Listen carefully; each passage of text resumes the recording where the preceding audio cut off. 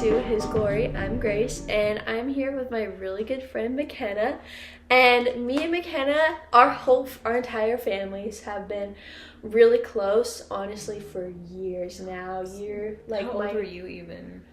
Gosh, like 10 or something. I don't know. I was 4. Younger or something. I was 4. You must have been like 8. Yeah, we've been friends for a very long time, and we've had we've had a very interesting friendship, but it's so cool, even we've looked back and talked about our friendship and the way the Lord has been so faithful, because we haven't always believed the same, but we've always been friends, and then the Lord ended up just bringing us together.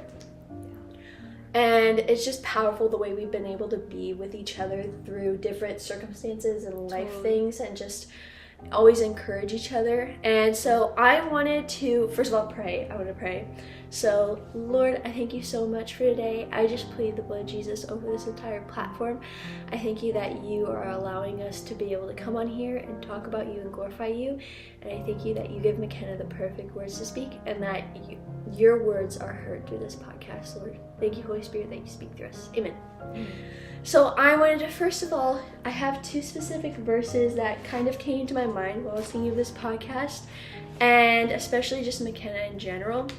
First of all is Jeremiah, and it's Jeremiah chapter 1 and verse 4, and this is when first Jeremiah has a calling on his life. When Jeremiah has a calling on his life, and the first time the Lord speaks to him, and one of the first things that the Lord says to Jeremiah is, before I made you in your mother's womb, I knew you. Before you were born, I chose you for a special work. I chose you to be a prophet to the nations. And then another verse that I really wanted to read, that when it came to my mind when I was thinking about this podcast with Makenna, was Psalm 113, verse 3. And it says, may the Lord's name be praised from where the sun rises to where it goes down. And what I love about those that made me think of Makenna was each of them started with a beginning. And what I think of Makenna is how her whole life has been a praise to God from the beginning. Yeah. And that's why I love those, because I remember even when we met her at 4, when I met her and we first became friends, Makenna was the one who, I remember even though me and Hopi and I didn't necessarily believe that healing was for today yet, she would come up to us and just be like, oh, I know I'm anointed to lay hands on the sick and have them healed. Like, she's always been bold, and the righteous are as bold as the lion, and that is Makenna. So honestly, many times, when I was going to church, whatever, I've had people prophesy over me, like, my bold personality was to come out in my ministry, like, all those things. Yeah. Yeah. And those were just kind of the things that stood out to me about Makenna. And it's so cool because there's so much favor that comes when you've known the Lord since you were young and when you've been close to Him. There's never been a moment in my life when I didn't have the Lord. Yeah. I'm in a very unique position in regards to that. Yeah. Because He has always been my foundation. He has. And I'm very lucky to have that. Yeah. We don't know. I wouldn't be surprised if this is the only episode I do with you. I think we were talking about doing an episode for her own personal testimony, but one thing that I really would love for her to talk about and touch base on is recently, just this past year in her life, and she's had a lot going on this past year, a lot that's happened, and just how the Lord's worked through her, and just how He's healed her, and there's been so much that He's been able to do through her. Would you like to just start with just telling the story of kind of just like what happened and everything like that? So, like, where I personally remember it starting? Yeah. Okay, so my dad, he had a mole on his leg that it had scabbed over a couple of times and kind of just like, I want to say it kind of fell off, or, I mean, I was kind of young, so I don't know exactly what was going on, and they kind of tried to keep it away from me in that aspect, because, I'm their kid. They don't want me to, like, freak out. Yeah. So, he had a mole on his leg, and a couple of times, he's, like, broken open and bled or something like that. And, like, you don't really, like, think twice about it, because it's just, like, people get cut, that kind of stuff. Exactly. But what I didn't know was, like, behind the scenes, my mom was trying to encourage my dad to, like, go to the doctor, go to a dermatologist, anything, because she thought that it could be cancerous. And my dad had a very intense fear of doctors, or even just like a diagnosis like that. He thought maybe it would like ruin his faith, or make it harder for him to stand in faith, like something along those lines. And he was also scared of like, you know, needles and getting something cut off your body. It causes a lot of fear if you allow it to. So that's where it all kind of began. It's just like something super small. And right, so like it was just super small at first, obviously. It's how it all starts. And so I want to say it was August. So he died 2023, so it was 2022. Mm-hmm. Okay. So August 2022. Mm-hmm.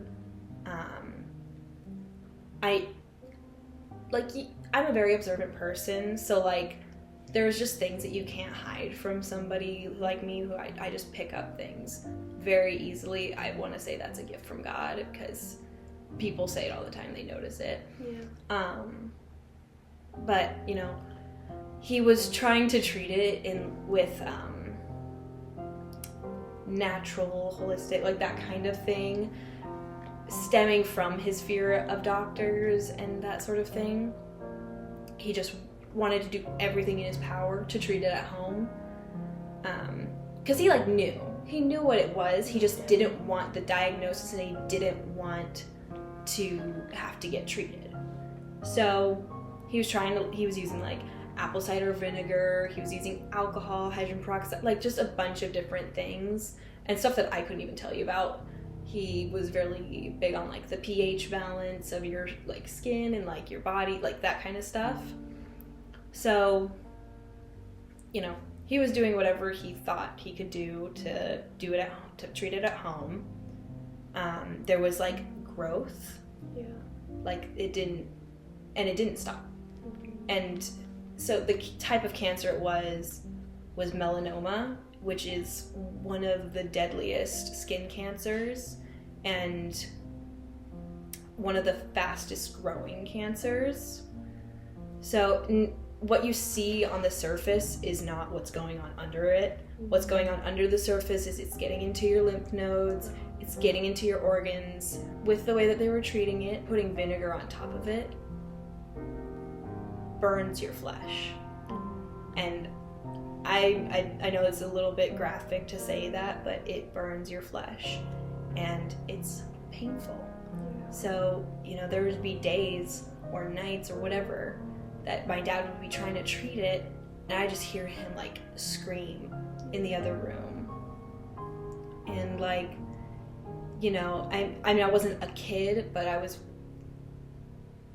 too young in my opinion to be like properly thinking of these things. It's just a lot, especially going through, like, when you think of your parents like this, they're invincible in your mind. But I mean, humans. But so, like, you know, he's treating it at home, and us kids, they've kept it from us for the longest time. So we don't know the gravity of the situation. We know that something's happening because you can't hide it, but we don't know what's happening exactly, just like rough idea. So I particularly remember one day when my mom had discussed with him that, you know, keeping it covered all the time is keeping it moist, and it is going to create an infection or a growth of mold or something like that, because again, an open wound that isn't closing over months and months and months of time. So my mom was like, you need to let it air out, otherwise it is going to get infected. So I remember, you know, my parents, they spent a lot of time in their room, and like we were so close most of the time. Like we just wanted to be together. My dad loved it when we were all together all the time. So like, you know, we'd go in and out of the room, and for this particular day, my parents were kind of like a little bit like hesitant of wanting me to like be in the room. And you know, like, you're a kid, you're like, I mean, I guess I wasn't that young, but I was like, well, what's the big deal? I just want to go in and chill with Dad. But I remember I walked into their room after that, and, you know, there was something sitting on top of my dad's leg, and I walk over and I was talking to him, just having a conversation, and he was kind of trying to explain to me what the issue was, and I don't remember exactly what he said because I was very focused on, like, what was on his leg, because what I thought was that it was a bandage sitting on top of his leg, or like a pile of gauze, because it was about that big of just something kind of sitting on his leg, like a ball almost. Yeah, just sitting on top of his leg, and I was like, oh, he's got like a band-aid on it to like keep it okay, because at this point I had only seen the mole and like the scab on top of the mole. So I asked him, like, oh, do you have a band-aid on it? And he's like, no, that's it. That was the growth. Like, it was protruding from his skin. It didn't even look like it was a part of his body. That brought a weight to the situation that wasn't there before, because at this point it's just like there was just no comprehension of the gravity. And I will say that there was never a time when I was like, oh my gosh, oh no. Like, I wasn't worried about it. Yeah. And I don't know if that was either like God trying to help me through it, or if it was his protection so it wouldn't be a traumatic situation, because I can see like anyone who didn't have God in that sort of situation, that would be detrimentally traumatic. To see an open wound all the time, to gross but smell the smells that come along with dying flesh. So I can see that some people would have a really hard time with that. I'm very blessed that I had the Lord through these situations. And, you know, I had a good support system. I had my mom. I had other people in my life who were there for me that weren't even family, but they wanted to be there for me regardless. So, you know, going through those situations, it didn't have to be miserable like it probably could have been. Earlier in the year, in May, Alexa was graduating from Bible college, and Dad had gotten to the point, the growth at this time was about 4 times the size that it used to be, so about that big, and it covered most of his leg. He had to have it wrapped most of the time. He had to kind of like walk sideways because it was painful, it would bleed. Like, it was just a very hard situation, especially when he wanted to go places or work or church. Anything was hard to go to because he just didn't know when he was gonna bleed or, you know, whatever. So that started in May. It didn't start in May, but this is just like the reason why it was hard for him to travel. Gotcha. Because, I mean, go through airport security, they can see that there's something protruding from your leg, and they don't know what it is. They need to check and touch and make sure that it's not a weapon or whatever. So he almost didn't go. Wow. But my mom was like, this is the only time that your daughter is going to graduate from Bible college. So he went. Praise the Lord. No kidding. So he went, and yes, we did run into those situations with security, but all we had to tell them, you know, it's a wound. It can't be uncovered. It's a wound. Please don't touch. You know, that kind of thing. And they were very understanding and very kind. That's and good. I would say that is favor. Because no kidding. In a different circumstance, it would have gone worse. So we went on the flight. Thank God it's only like a 2.5 hour flight. And we got there. We got to spend some lovely time with our family, with Alexa, with Christina and her family. And I'm just so glad that he got that Alexa got to have that. And like, it's it's a unique situation that Alexa and Christina got to have. Yeah, because they've been in California. They don't currently live in Nebraska where we are. Mm-hmm. So they hadn't seen him since Alexa, he hadn't seen since Christmas. Yeah. Christina, I don't think he had seen her since the year before, the May before. So he got to see them. Yes.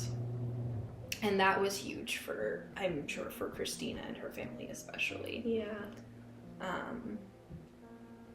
So, fast forward to June 2023. Mm-hmm. So this is just a few months later. Mm-hmm. And it's like the 26th or something, like later June. Yeah. My dad, or it might have been early June, because my mom had finally convinced my dad, we're going to the doctor. Yeah. And if you don't go to the doctor, I don't even know what to do, because it just had to be done. Mm-hmm. Earlier it should have been done, but finally she convinced him. And I think that, unfortunately, I think it's because he was just in so much pain that he couldn't take it anymore. So, I mean, it took that to get him to go. If that puts in perspective how fearful he was. So he went to the doctor, and I remember the day very well, actually, because I don't remember if I had called them. No, I did not. They had gotten home they went from the dermatologist to an urgent care to a specialist. It was like that, fast. One day. Wow. Because the dermatologist is that needs to go to an emergency situation care. And then so in the urgent care, they had I don't know if they had taken a sample. I don't remember. I wasn't there. But they had actually kind of maybe it's an infection of some sort. Well, because it was infected. That's the thing. It was infected. So they were well, it's an infection. So that's what's going on. And it's causing all this inflammation around your body. I don't know who said that, but they were so wrong. Yeah. So I don't know if they took a sample or whatever, but eventually later on in the day, the same day, they had told us that is melanoma. And I remember, I probably shouldn't have, but I did, I Googled, I was at what point is this terminal? What point is this so severe that there's no returning point? And I don't remember what it said, but it doesn't matter. But I did look. I don't blame you. Yeah, and I immediately called Corbin. This is going on. I'm not afraid. I believe that God can do anything. He can move mountains, and just because this might look like our mountain, I fully trust that the Lord has this. And Corbin is her husband now. Yes. Mm-hmm. No. That's powerful, though, that was the first things that came out of your mouth, honestly. It really was, because I and it's the same things that I was saying to my mom, and things that she was saying, things that my dad was saying. All of us were in faith, and we did not let go of that. Wow. The whole time. Yeah. We did not let go of that. And it's because no matter what the outcome, it's like I said before, God was always our rock. Exactly. So no matter what the outcome, we knew that we would be in his hands. Mm-hmm.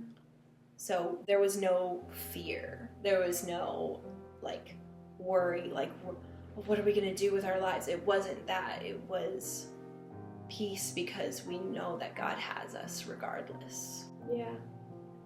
So a couple of weeks after that, the time periods are a little fuzzy because it's been a little while now.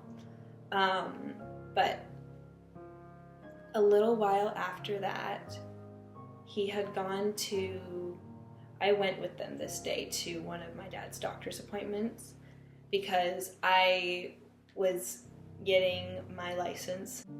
And my mom, you know, she was still working her jobs. Alexa had a job, Alicia had a job, so I was the only person who was going to be home.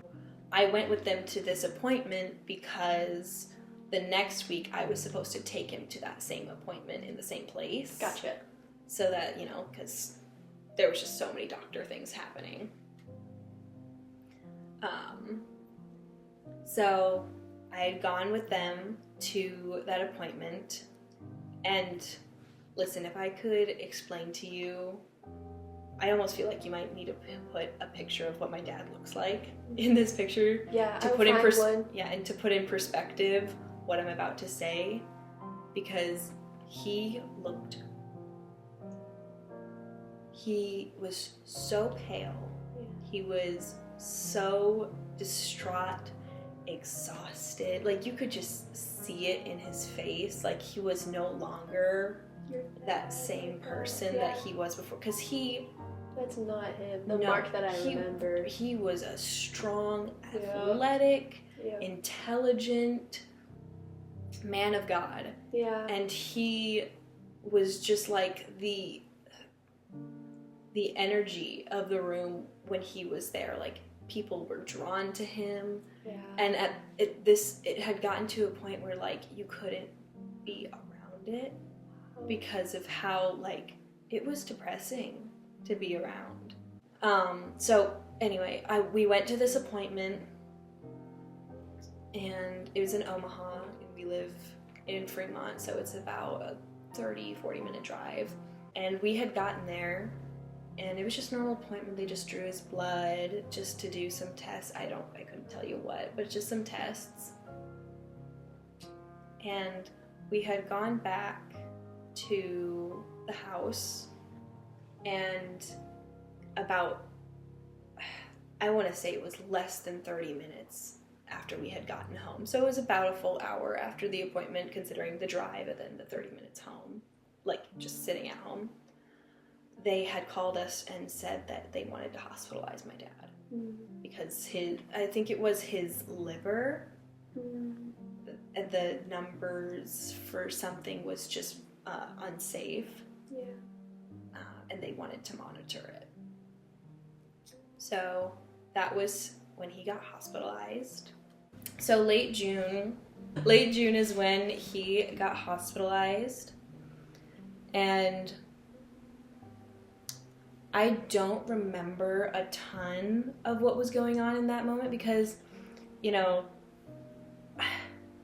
that whole thing of, like, not being afraid also pushed me to not act and worry. Like, I wasn't going to, I gotta spend as much time with my dad because what if he's not here anymore? Like, that wasn't my thought process, not even a little. Honestly, it was kind of a deluded belief that I was like, well, he's just invincible. I can't see him ever dying. Like, practically was my thought process. But, you know, like, we had gone to visit him. We usually had time on, like, a Sunday afternoon, so we would go after church and go see him. So it was Alicia, Mom, Corbin, and I. Mm-hmm. And we all went to visit. And it was a really good day. We played, like, apples to apples. We just, like, playing games with each other, and it was super fun. And, you know,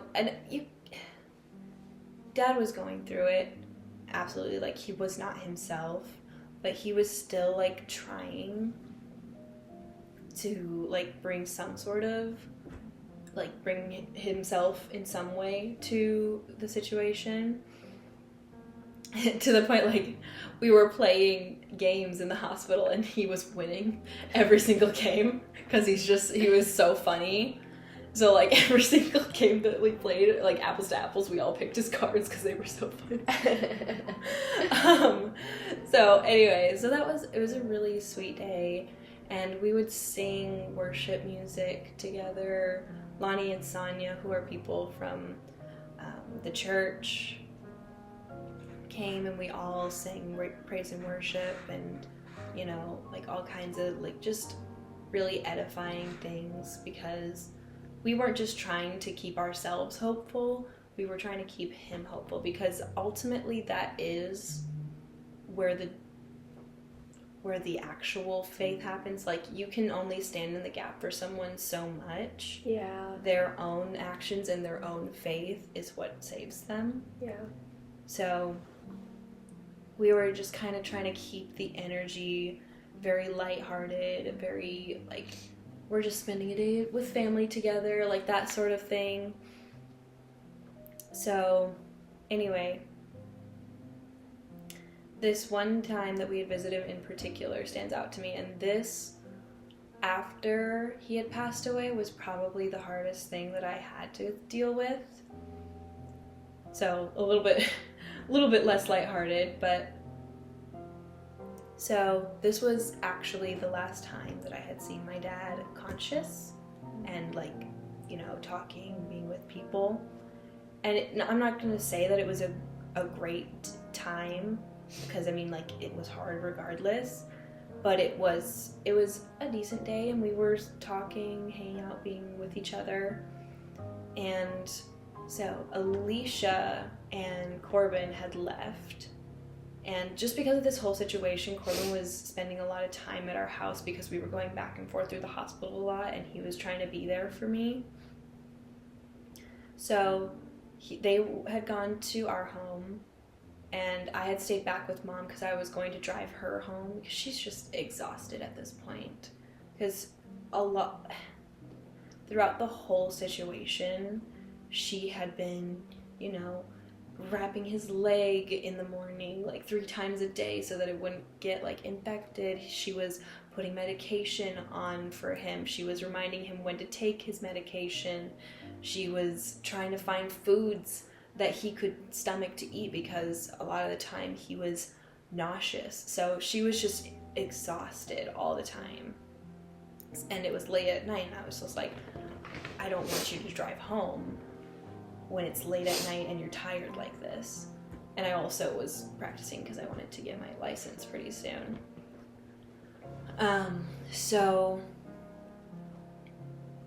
I had stayed back, and Alicia and Corbin gave my dad a hug goodbye, and I wasn't leaving, and I knew I wasn't leaving, so I was just like, oh, I'll wait, it's okay.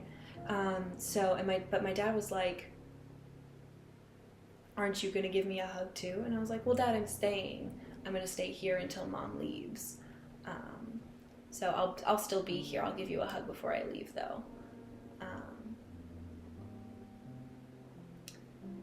So we had spent the day, and a couple things had happened after Alicia and Corbin left. It was just kind of a situation that I don't need to like go into. But something had happened. I was super tired. I was laying down, and we had been there for about another 2 hours. So it was like 10 o'clock at this point, or maybe even later. And my dad fell asleep. And he had not been sleeping.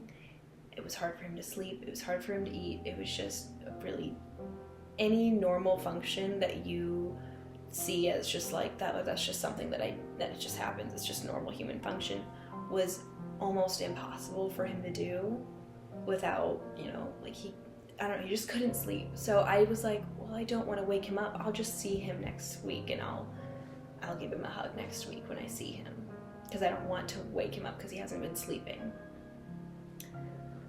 But, you know, I had walked out of that hospital, and I was literally saying those things to my own. I was like, well, I just don't want to bother him. But that was the last time that I had seen my dad, really. I mean, like, obviously I had seen his body, but he was not conscious, really. So that was really hard to deal with after that. What did you do working through that? Working through that is just a lot of realizing that, like, there's no way I could have known. Yeah. Like, I couldn't have known what the situation was going to turn out to be. I didn't not hug my dad because I didn't want to hug my dad. Exactly. And, you know, for all the important moments in my dad's life, I was there for them. And I gave him a million hugs in my life. But it definitely, at that time, it felt like that was the one that should have mattered, just because of like the gravity of what had come after. But realizing that if you're thinking about it, you're worrying about it, and you're putting a guilt trip on yourself, and that sort of thing does not come from God. Exactly. And it is the devil trying to put you into a state of grief that isn't healthy. Because it is perfectly healthy to grieve somebody after, you know, something like this has happened, but it's not okay to blame yourself or to guilt trip yourself into doing more when you didn't know. Like, I physically couldn't have done more, but it was just really tormenting my mind. But it's definitely like, don't let yourself get into that, because it's not your fault and you couldn't have known. So that was how I tried, how I got through that. And to this day, like, there was a while that I couldn't talk about that without just sobbing, because I did blame myself, and I did put that guilt trip on myself of like, how hard would it have been to just give him a hug when he asked for one? Or why didn't I just give him a hug when he asked for one? But again, like, you just have to realize that you couldn't have known. And it's so hard, because it's like, you could never know. You didn't know. And it wasn't like you did that with any sort of malicious intent. Exactly. It wasn't like, well, I'm not going to give my mom a kiss this time because I don't ever want to see her. Like, it wasn't that. Or I don't want to give my dad a hug right now because I'm mad at him. It wasn't that. It was just, I didn't give him a hug because I thought I was going to give him a hug later. Mm-hmm. And he wouldn't have wanted you to live in grief over that. Exactly. He wouldn't have wanted that. Right. So, after that day, it was, I couldn't tell you how much longer he was alive after that, but it was a very short amount of time, like maybe a couple weeks. Mm. And that time in the hospital was, very similar experiences, as far as like, we were all, in the hospital singing praises, singing, he is alive, like those sort of things, because like I had someone come up to me. I know I shared this with you before this, but I think it is also important to say now. No, 100%. I had somebody ask me while this stuff was going on, after we had already found out like what was going on, he was hospitalized, whatever, and I was with someone, and they were like, are you not terrified that your dad is like gonna die? Are you not, like, how are you getting through this? And I told them, and I was like, I'm not going to have any sort of fear, or I'm not gonna worry. And I was like, listen, I'm not gonna worry, I'm not gonna fear, because I'm not gonna be afraid of anything until that line goes flat. I'm like, unless he is actually dead, I don't need to be thinking about that. And yeah, that is the outcome that happened.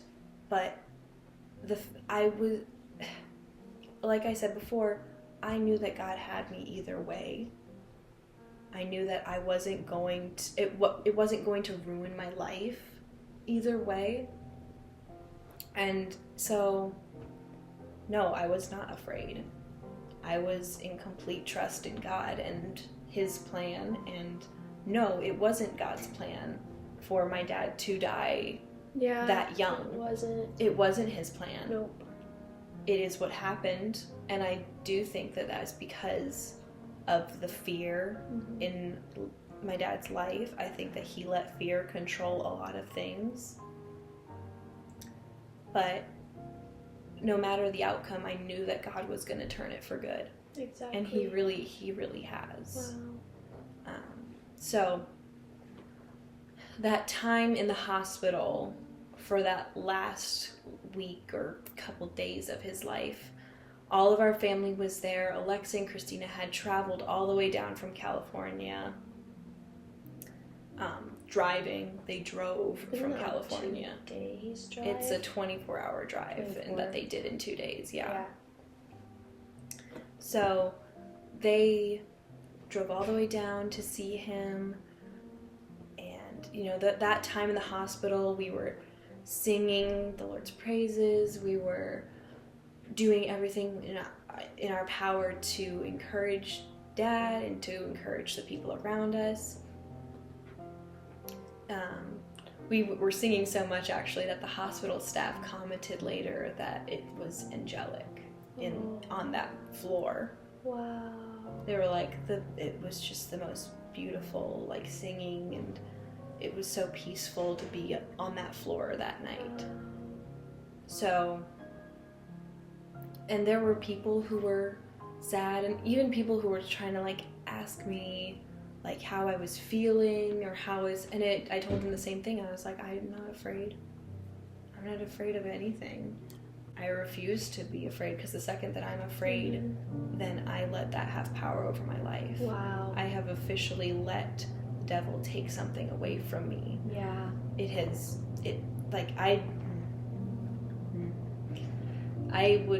I'm not going to give the devil a leverage in my life to where, like, because if I were to fear and worry about my dad dying when it happened, what would have happened to my life? I mean, if I was to put that much weight on one person, like, passing away, that I let fear into my life, after it had happened, who knows where it would have gone. And now I don't know what to do with my life because I put so much faith in a person instead of God. So that was a lot of that time in the hospital. So on July 24th was 23, right? Yeah, 2023. July 24th, 2023 was the day that my dad passed away.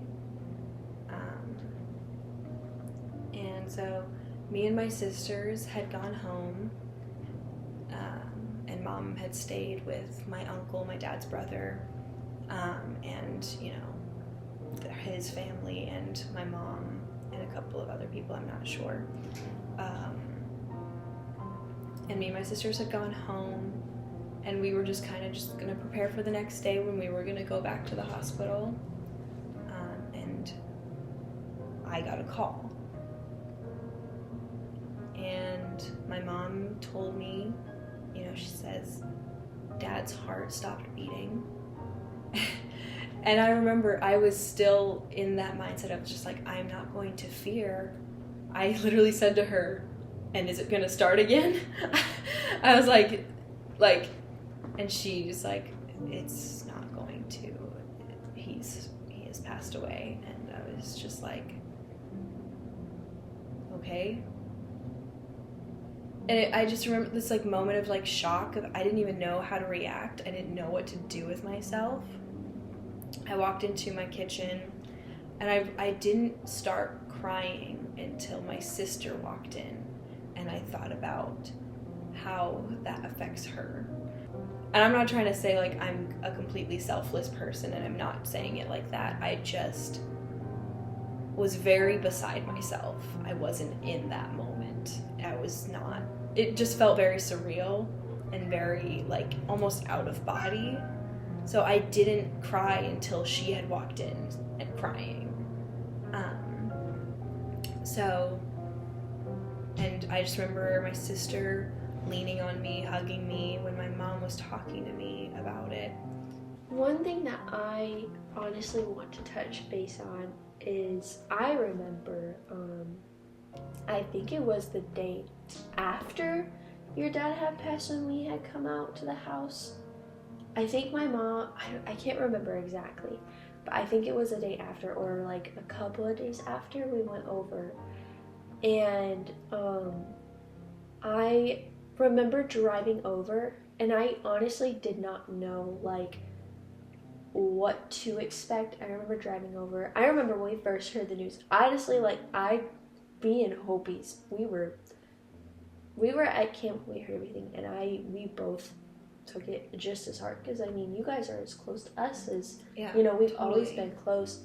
And so I remember driving, and we get to your guys' house, and I think what was so powerful is how peaceful it was at your guys' house. Yeah. Like, I remember we walked up to the door, and Lacey gave me a huge hug, and we went in back, and Corbin was around riding the four-wheeler, and just like, we went to the trampoline, and we were all just jumping on the trampoline, and I gave Alexa a hug, and I was just like, friend to friend, I was like, how are you? Like, are you okay? Yeah. And she looked at me, and she was like, I'm okay. I know where he is. And I was like, wow. Like, Yeah. I cried when I asked her that, but totally. She was like, I think it was so beautiful because of the peace that the Lord gave you guys during all of that. And I think that had such a huge impact, because I was just starting to learn so much in my faith at that point. Yeah. So seeing how the Lord comforted you guys so deeply was like, it opened my eyes to how good he is in that way. And like, I know even Hopi had mentioned that there was a moment, you had told her that you guys were just like, just drunk in the spirit, I think it was, or just laughing after. I don't know if that's right or something. Yeah. Yeah. We got drunk in the spirit in that hospital room. Wow. Me, Christina, Alexa, Mom, and everyone who was open to it. We were all having Holy Spirit laughter about it, because a doctor had said. Yeah. A doctor had come in, and they were going to, they had, I couldn't tell you, I'm not a doctor, but they had a medicine that was helping his liver keep doing its job, and so the doctor had come in and let us know that they were going to stop the supply of that medicine, and the doctor had said, and they were all very respectful, because we had said to them that we don't want to hear them say that he's dying. Yeah. We told them we didn't want to hear them say that, when he's dead, like nothing like that. We didn't want that to be said. So the doctor very respectfully said, we're going to stop the medicine, and he will go when it's his time. And my mom said, she goes, you are absolutely right. He will only go when it is his time to go. And I looked at Christina, and I just started laughing. And I was like, you are so right, Mom. I was like, you're so right. There is nothing in this world that can bring down a mighty man of God. Wow. And you know what? He did leave this world in victory, no matter what anyone could say about the situation. He had a group of people around him who loved him so dearly. He had people singing the Lord's praises in his hospital room, because that's the kind of man that he was. Yeah, he was. Excuse me. So, like, no matter what the situation was, no matter how defeated it looked, he really did go out of this world in victory, and no one can take that away. One thing that I wanted to ask you is, as somebody who went through that, I also have a lot of people that I love that have lost close loved ones. As somebody who is a close friend to somebody who went through that, what were ways that people supported you? Or like, what would be advice that you could give to somebody who they know someone else that they love dearly that is going through losing somebody they love, how could you be there for them? How could you support them? How could you show them that you care about them in the best way?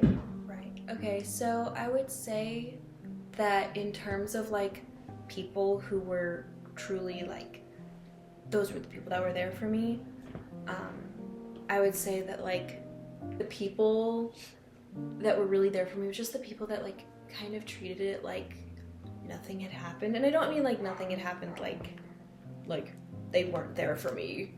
No, I mean like they were just there and just existing and weren't bringing up the issue.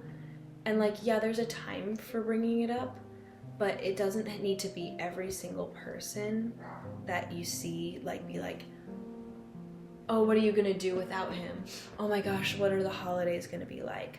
Like, those sort of things are not helpful. Yeah. Those kinds of things bring up the hurt. They don't need to be said.